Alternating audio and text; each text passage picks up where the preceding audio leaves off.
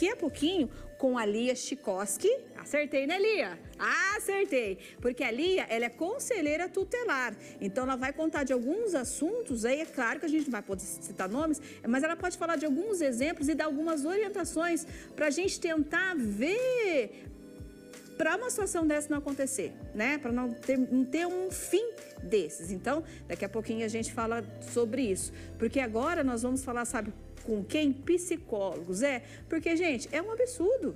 É igual a nossa amiga aqui, Adriana, falando de Cianorte. A Adriana diz que nem animal faz uma situação dessa, animal cuida. Pois é, então a gente foi falar aí com uma psicóloga para tentar entender o que levou esse pai a cometer esse crime.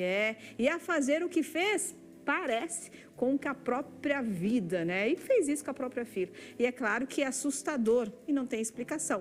Mas a gente precisa falar sobre essas questões de saúde mental, né? Vamos ver o que ela fala pra gente?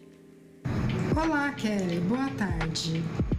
Então, em relação a este caso, o que nós vemos é algo que está ficando muito comum, né, visualizarmos situações assim, em que ao término de um relacionamento ou a insatisfação amorosa afetar a vida das pessoas, né?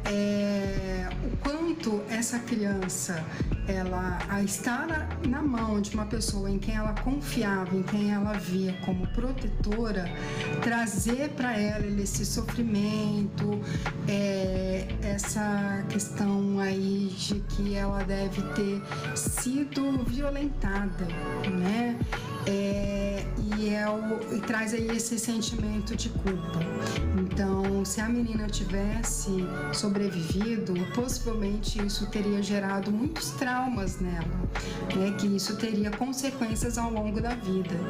E o quanto isso é difícil para a mãe, que ao ver, né, o foco ali, o amor que ela tem pelos filhos, serem alvo de vingança, né, ser o alvo de ser machucada. Então, o maior objetivo do agressor vem nisso, não importa o que ele vai fazer, não importa qual é a consequência disso, mas é provocar a dor, é provocar o sentimento de sofrimento na mãe, né? Então, ao não conseguir lidar com a frustração dele e não conseguir lidar com um não, é o que leva ele a esse tipo de atitude. Ah, mas isso é desumano, isso daí ele deve ter uma doença. Muitas vezes a gente leva a esse ponto, a essa ideia de que a pessoa ela é doente. Mas a gente está vivendo numa sociedade onde as pessoas elas estão ficando doentes, né? Os valores, os princípios, aquela formação familiar, ela está sendo abandonada, e com isso as pessoas elas não estão desenvolvendo esse equilíbrio emocional, né? Essa maturidade emocional. A psicóloga falou um detalhe importante, não sei se vocês concordam comigo, com formação familiar. A gente tem percebido que muitas situações desastrosas, né, têm acontecido por falta de formação familiar. E aí? Complicado, né?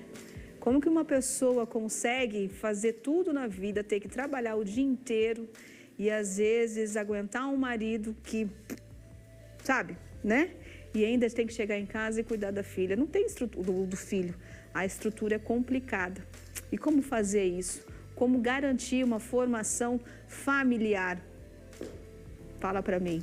Vocês têm essa resposta? Eu até tenho essas respostas, sabe?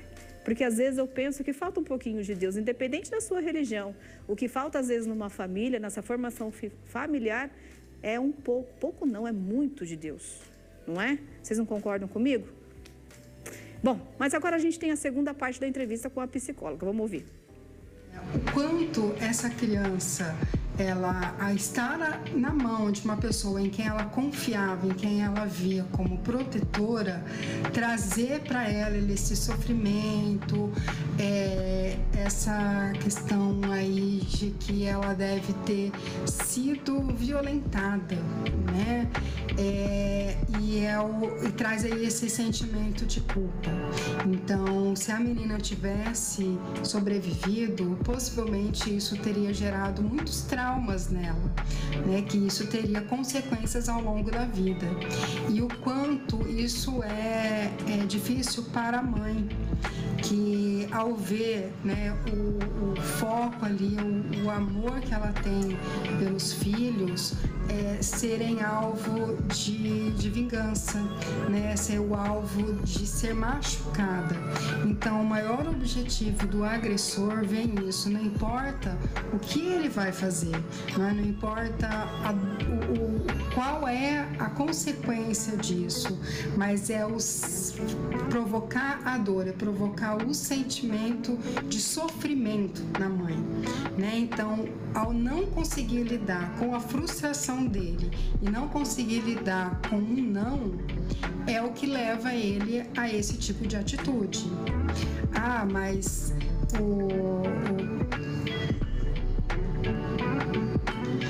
mas isso é desumano, isso daí ele deve ter uma doença. Muitas vezes a gente leva a esse ponto, a essa ideia de que a pessoa ela é doente. Mas a gente está vivendo numa sociedade onde as pessoas elas estão ficando doentes, né? Os valores, os princípios, aquela formação familiar, ela está sendo abandonada.